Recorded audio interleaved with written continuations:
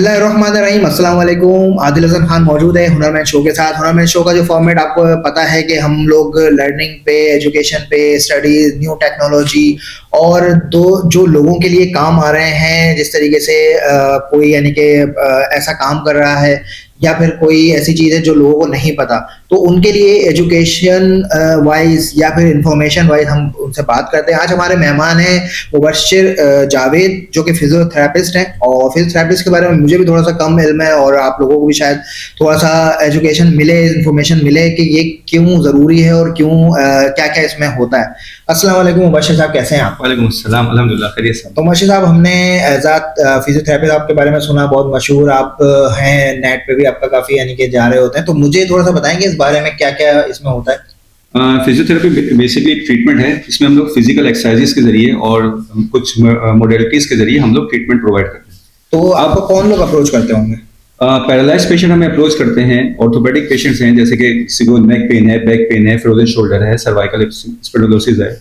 इसके अलावा नी के किसी को मसाइल हैं, ऑस्टियोआर्थराइटिस वगैरह है, इस सब के ट्रीटमेंट के लिए पेशेंट हमसे रेफर करते हैं। अच्छा, यानी बहुत ज्यादा इंपॉर्टेंट है अगर कोई एक्सीडेंट या कोई ऐसे मरीज होता है आफ्टर इंजरी के बाद, यानी कि अगर सर्जरी के बाद भी इसकी जरूरत पड़ती है, क्योंकि हमें रिहैब पे लाना होता है। अच्छा। अगर कोई सर्जरी हम लोग करवाते हैं किसी भी वजह से, किसी एक्सीडेंट के बाद, तो आप जिस जगह की वजह से हैंड के, तो हैंड पहले ऐसा वर्क नहीं कर रहा होता।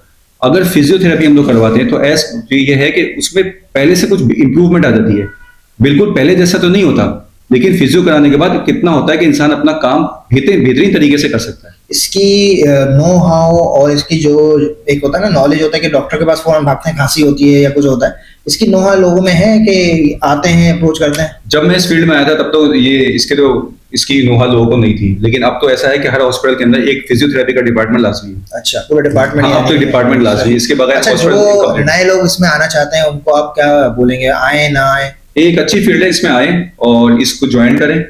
और इसका स्कोप बाहर बहुत है, इसकी बहुत ज्यादा वर्थ है, इसकी बहुत ज्यादा वैल्यू है। मलेशिया हो, आप जापान में हो, या आप क्या कहते हैं अमेरिका जाना चाह रहे हैं, यूएस वगैरह के अंदर और कनाडा वगैरह में, इस फिजियोथेरेपी की बहुत डिमांड है। सही। और पाकिस्तान में भी इसकी बहुत डिमांड। इसमें प्रैक्टिकल एक्सपीरियंस या पास्ट का कुछ एजुकेशन वगैरह आप बताएंगे? एजुकेशन ये है कि इसमें आप डीपीटी वगैरह, आपने ग्रेजुएशन कंप्लीट करें, डीपीटी करें, डीपीटी के जरिए फिर आप आगे बढ़ सकते हैं। इसमें प्रैक्टिकल एक्सपीरियंस ज्यादा होता होगा क्योंकि असल तो प्रैक्टिकल एक्सपीरियंस ही है, बॉडी का। असल तो आपका क्लिनिकल है, क्लिनिकल से ही आप सीखते हैं। अच्छा, क्या क्या इंजरीज या मसले मसाइल हों कि हमारे नाजरीन देखें कि बोले यार कि मुझे ये मसला है मगर अप्रोच नहीं कर रहा होता, तो क्या क्या इसमें मसले मसाइल आते हैं?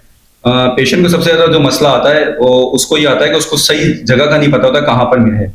तो वैसे तो उसको चाहिए किसी जनरल फिजिशियन को दिखा के अपने आप को रेफर करवा दे। अगर कोई डायरेक्ट भी फिजियो के पास आ रहा है, अगर उसको इतनी नॉलेज है कि मुझे ये प्रॉब्लम हुई है, मुझे यहाँ जाना चाहिए, तो भी सही है, कोई मसले की बात नहीं। सही। तो यानी जो मैं देख रहा हूँ या समझ रहा हूँ कि इसमें या तो डॉक्टर से वो रेफर करवा ले या फिर आजकल जो है, पहले जो था इतना पैरालाइज नहीं बढ़ रहा था, अभी पैरालाइज बढ़ रहा है।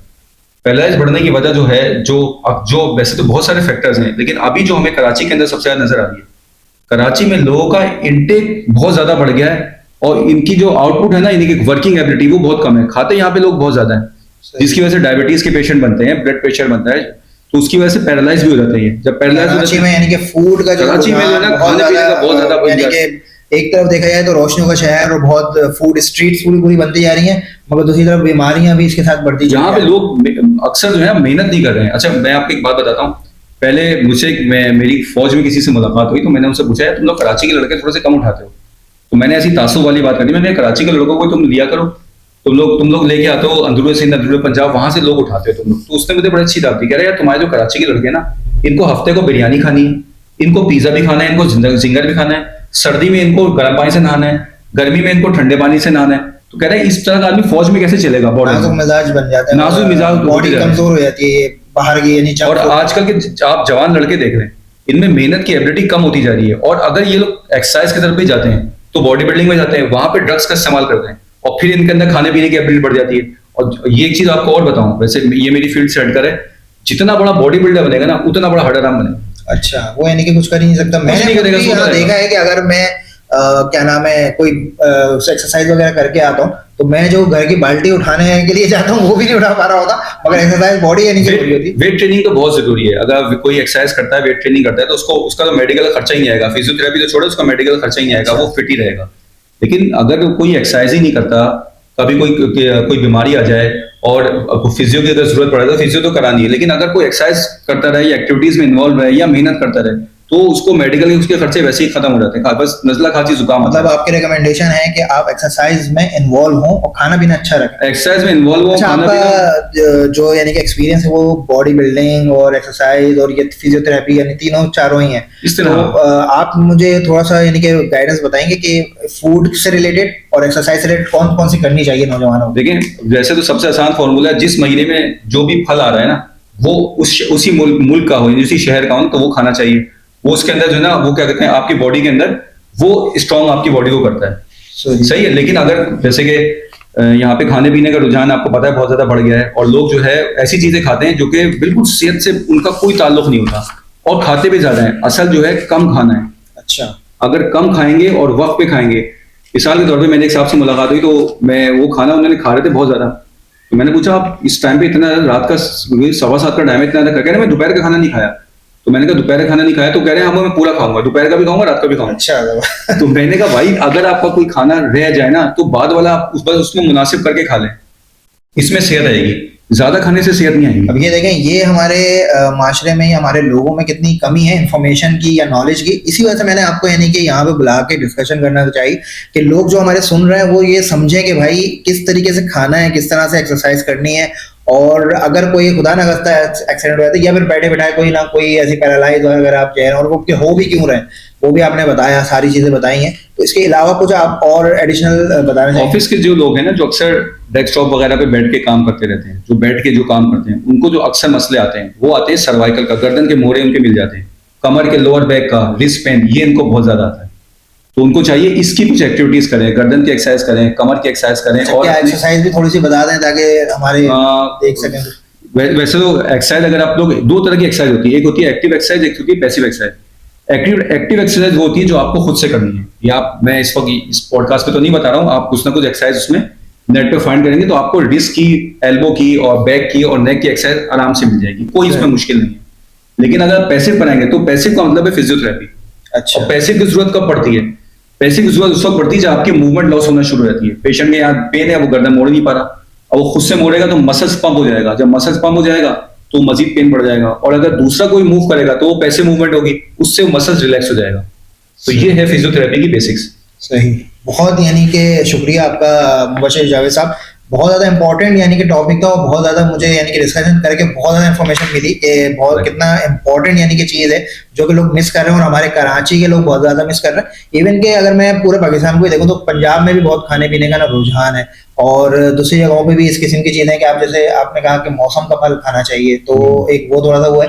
हम कहाँ से ले रहे हैं? हम गंधारी दूसरी जगहों का यानी कि इम्पोर्टेड यानी कि फल ले रहे हैं, वो बासी भी है, अंदर से सड़ा हुआ भी है, खराब भी हो रहा है, फिर है भी नहीं हमारे शहर। जितने भी फ्रूट्स है ना, फ्रूट्स और वेजिटेबल, ये आपकी बॉडी के फंक्शंस इंप्रूव कर देते हैं, तो बड़ा फायदा, इनको खाना चाहिए। लेकिन वेजिटेबल और फ्रूट्स का रुझान थोड़ा सा खत्म होता जा रहा है, और ये फास्ट फूड पे लोग आ रहे हैं। मतलब जिस तरीके से खुल रहे हैं और जितनी तेजी से ये बढ़ते चले जा रहे हैं, यानी कि हमारे बचपन में शायद एक कोई फूड स्ट्रीट होती थी और एक कहीं हम जाते थे। आप जहाँ से गुजरे यहाँ से 200 रुपए का भी जिंगर है, 400 का भी, 800 का भी जिंगर। तो मैं यानी कि रास्ते में ही यानी कि 4 तो फूड स्ट्रीट आ जाएंगी, ये यानी कि चीज बढ़ती जा रही है। आपका कोई जाते हुए पैगाम के नई नस्ल और बूढ़े लोगों के लिए, बच्चों के लिए भी?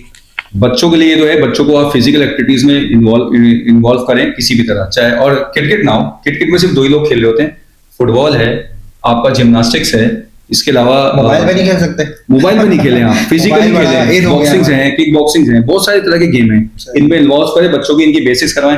क्रिकेट की भी स्ट्रेचिंग वगैरह कर रहा है तो अच्छा है, लेकिन क्रिकेट बैठ के देखे नहीं, खेल ले थोड़ा, तो वो भी कुछ बेहतर है। इसके अलावा बुजुर्गों को यह है कि बुजुर्ग जो है कुछ ना कुछ एक्सरसाइज करें। अच्छा, बैठ के भी एक्सरसाइज हो जाती है, जैसे कि मैं आपको कुछ बेसिक्स एक्सरसाइज बताता हूँ। अगर कोई इस कुर्सी में बैठ के एक्सरसाइज करना चाह रहा है तो यहाँ से यानी कि अपनी स्ट्रेचिंग करना है, तो ऐसे करके बैठ जाए, ये नेक की आपकी एक्सरसाइज हो गई, left and right, up and down, ये आपकी नेक की एक्सरसाइज होगी। इसको आप रिपीट कर लें 6 से 8 दफा रिपीट कर ऑफिस में भी रिपीट कर सकते हैं। इसी तरह अगर आप बैक की करना चाहें तो वो आप अपने टो को छू सकते हैं। मैं ये माइक इसलिए नहीं छू रहा हूँ, वो आप टो को अपने छू सकते हैं। इस तरह आप यहाँ से पकड़ के अपनी चेयर, आपके यहाँ पे बेस लाजमी होगा, उसको पकड़ के ऐसे स्ट्रेच कर लें, इधर से पकड़ के इसको ऐसे स्ट्रेच कर लें। तो बहुत सारी तरह की एक्सरसाइजेज हैं, आपको मिल जाएंगी। तो ये एक्सरसाइज करेंगे तो सर्वाइकल भी इंप्रूव हो जाएगा इंशाल्लाह, बैक और नेक पेन का ही मसला होगा। अब बुजुर्गों को जो मसला आता है, जो हम लोगों ने नोट किया है, वो ये आता है आजकल लोग अपना वॉशरूम बनवाते हैं फैंसी फैंसी बनवाते हैं, उसमें लगे हुए टाइल, और बुजुर्गों को दे देते हैं ये वाले स्पंज के चप्पल। अब ये स्पंज पे चप्पल पहन के जाते हैं, स्लिप हो जाते हैं, तो इनके हिप की बॉल टूट जाती है, तो फिर वो नेक ऑफ फीमर जब टूटती है तो इनकी सर्जरी होती है, तो वो बहुत बड़ा मसला हो जाता है। और बाज औक़ात उसके बाद रिहैब नहीं करवाते, यानी कि फिजियो नहीं करवाते तो बेड पे रहते हैं, नहीं बंद हो जाता बंद हो जाता है, तो फिर उनमें पैम्पर्स वगैरह का ये सारा इस्तेमाल होता है, बेड सोर हो जाते हैं, और उसमें सडन डेथ भी इसी वजह से हो जाती है। हाँ, ये मैंने काफी सुना है कि जो स्लिप हो रहा है और फिर ये जो हिप की जो हिप बॉल जो है वो काफी यानी कि ये सुनने में आ रहा होता है, वो इसी वजह से मेरे ख्याल में जो वॉशरूम का गलत यानी कि ये तो स्पंज के चप्पल आ रहे हैं ना, ये बड़ा मसला करते हैं, स्लिप कर जाता है, ये स्लिप कर जाता है। तो ये वो एहतियाती तदाबीर हैं जो कि यानी कि जो पहले से करवा लें, वॉशरूम अगर जो भी जिस तरह बनवाया जाए तो उसके हिसाब से अपने जो स्लीपर्स हैं उसको उसके हिसाब से डिजाइन कर लिया जाए, स्पंज के ना पहनने। सही। मुबश्शिर साहब, बहुत बहुत शुक्रिया आपका, बहुत ज्यादा अच्छी इन्फॉर्मेशन दी, और मेरा ख्याल है कि हमारे जो सुनने वाले हैं और बच्चे, बूढ़े और नौजवान तमाम लोग ही जो सुन रहे हैं उनके लिए बहुत अच्छी इन्फॉर्मेशन है, और वो जरूर इस तरफ आएंगे, खाने पीने का अपना ख्याल रखेंगे और एक्सरसाइज करना शुरू करेंगे। जवानों को चाहिए एक्सरसाइज करें, बहुत करें, जवान के लिए बहुत ज्यादा इंपॉर्टेंट है, मेरे ख्याल में तो बच्चों के लिए और उसके लिए भी आपने बताया, बूढ़ों के लिए भी, तो वो भी इन्होंने बता दिया, फिजिकली करके भी दिखाया कि किस तरह से होगा। लेडीज हैं वो घरों पे होती हैं, वो भी थोड़ा बहुत अपने आप को स्ट्रेच करें और एक्सरसाइज करें ताकि एक्टिव रहें, और खाने पीने का जो ये फास्ट फूड का है ना, इससे थोड़ा सा अवॉइड करें। तो इंशाल्लाह ताला मिलते हैं किसी और प्रोग्राम में किसी और इन्फॉर्मेशन और टेक्निकल चीजें लेकर। अब तक के लिए अल्लाह हाफिज।